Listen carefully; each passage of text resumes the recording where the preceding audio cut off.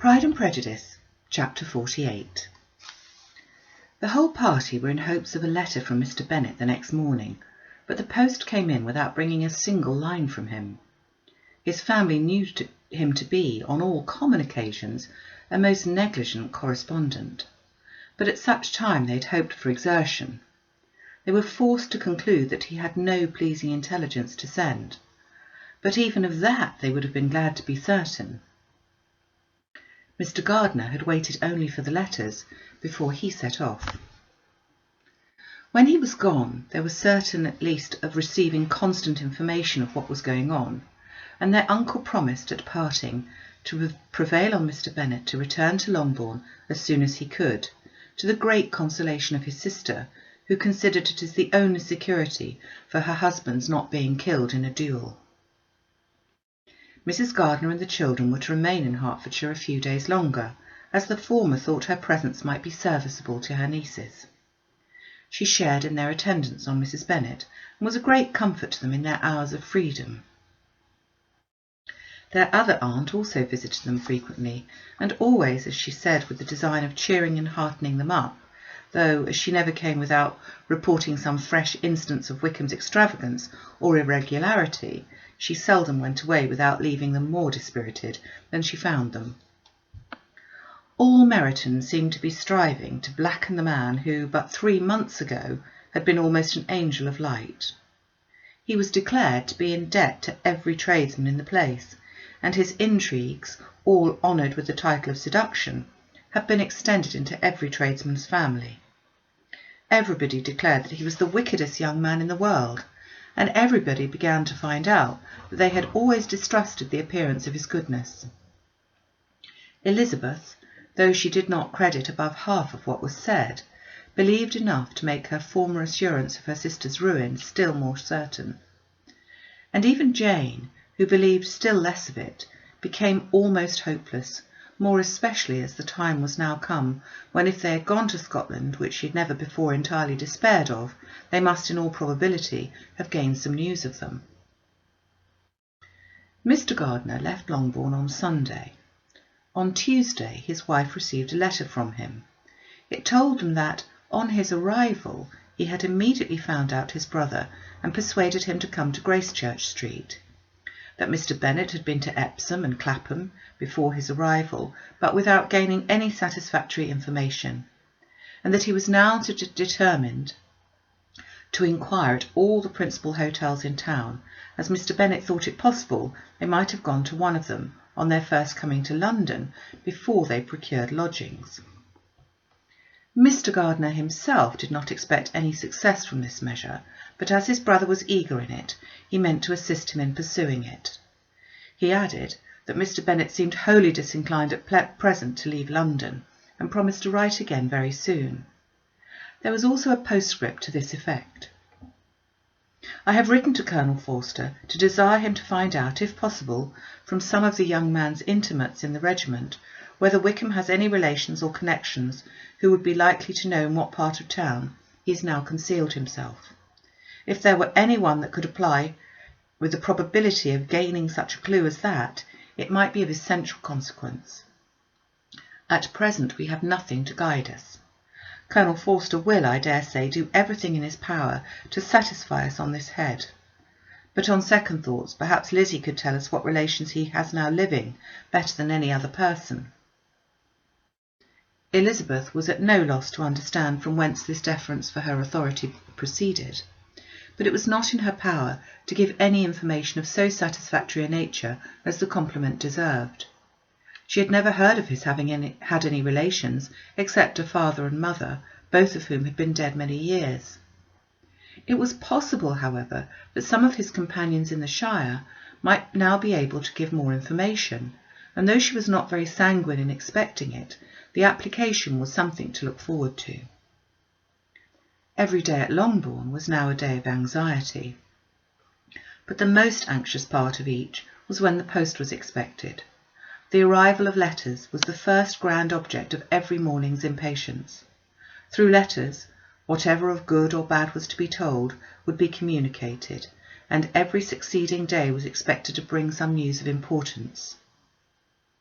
But before they had heard again from Mr. Gardiner, a letter arrived for their father from a different quarter, from Mr. Collins, which, as Jane had received directions to open all that came for him in his absence, she accordingly read, and Elizabeth, who knew what curiosities his letters always were, looked over her and read it likewise.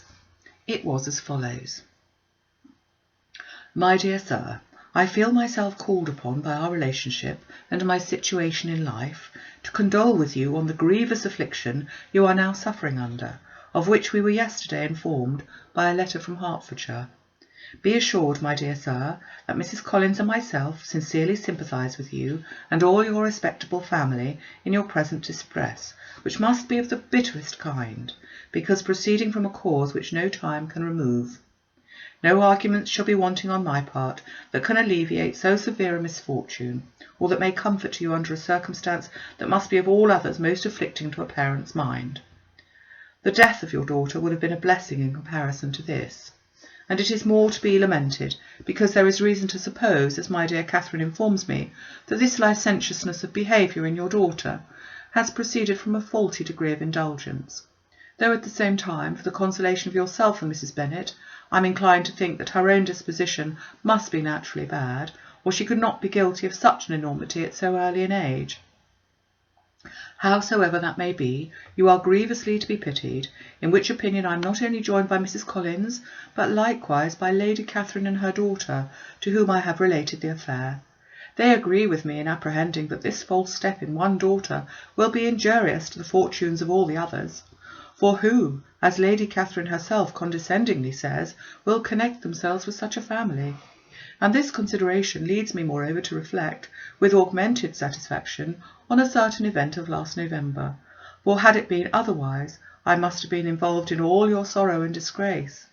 Let me advise you then, my dear Sir, to console yourself as much as possible, to throw off your unworthy child from your affection for ever, and leave her to reap the fruits of her own heinous offence. I am, dear Sir, etc., etc.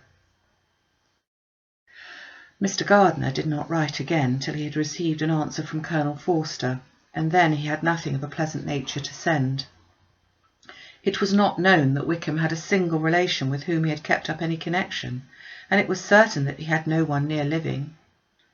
His former acquaintance had been numerous, but since he had been in the militia, it did not appear that he was on terms of particular friendship with any of them. There was no one, therefore, who could be pointed out as likely to give any news of him, and in the wretched state of his own finances, there was a very powerful motive for secrecy. In addition to his fear of discovery by Lydia's relations, it had just transpired that he had left gaming debts behind him to a very considerable amount. Colonel Forster believed that more than £1,000 would be necessary to clear his expenses at Brighton. He owed a good deal in the town, but his debts of honour were still more formidable.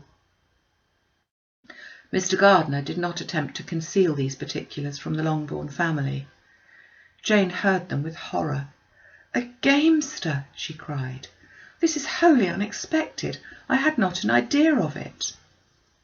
Mr. Gardiner added in his letter that they might expect to see their father at home on the following day, which was Saturday. Rendered spiritless by the ill success of all their endeavours, he had yielded to his brother-in-law's entreaty that he would return to his family and leave it to him to do whatever occasion might suggest to be advisable for continuing their pursuit.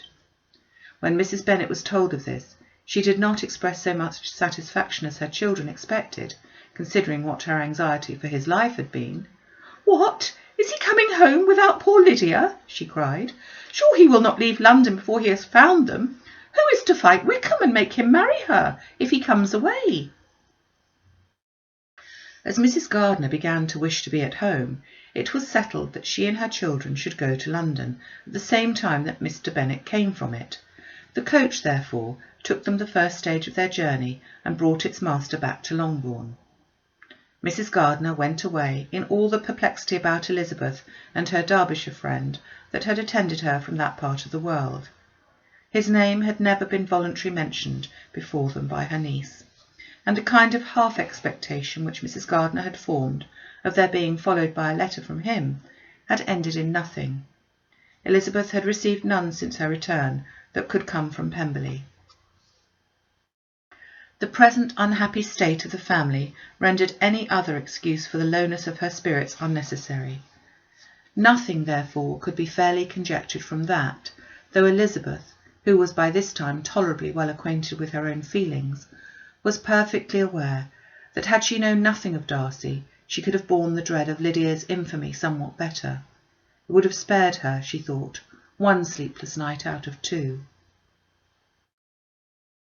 When Mr. Bennet arrived, he had all the appearance of his usual philosophic composure.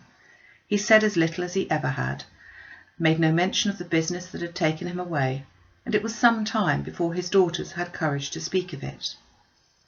It was not till the afternoon, when he joined them at tea, that Elizabeth ventured to introduce the subject, and then, on her briefly expressing her sorrow for what he must have endured, he replied, "Say nothing of that. Who should suffer but myself? It's been my own doing, and I ought to feel it." "You must not be too severe upon yourself," replied Elizabeth. "You may well warn me against such an evil. Human nature is so prone to fall into it. No, Lizzie, let me once in my life feel how much I have been to blame. I'm not afraid of being overpowered by the impression. It will pass soon enough." "Do you suppose them to be in London?" "Yes, where else can they be so well concealed?" "And Lydia used to want to go to London," added Kitty. "She's happy then," said her father dryly, "and her residence there will probably be of some duration." Then, after a short silence, he continued, "Lizzie, I bear you no ill will for being justified in your advice to me last May, which, considering the event, shows some greatness of mind." They were interrupted by Miss Bennet, who came to fetch her mother's tea. "This is a parade," cried he, "which does one good. It gives such an elegance to misfortune. Another day I will do the same. I will sit in my library in my nightcap and powdering gown, and give as much trouble as I can, or perhaps I may defer it till Kitty runs away." "I'm not going to run away, papa," said Kitty fretfully. "If I should ever go to Brighton, I would behave better than Lydia." "You go to Brighton? I would not trust you so near it as Eastbourne for £50. No, Kitty, I have at last learnt to be cautious, and you will feel the effects of it. No officer is ever to enter my house again, nor even to pass through the village. Balls will be absolutely prohibited unless you stand up with one of your sisters, and you are never to stir out of doors till you can prove that you spent 10 minutes of every day in a rational manner." Kitty, who took all these threats in a serious light, began to cry. "Well, well," said he, "do not make yourself unhappy. If you're a good girl for the next 10 years, I will take you to a review at the end of them."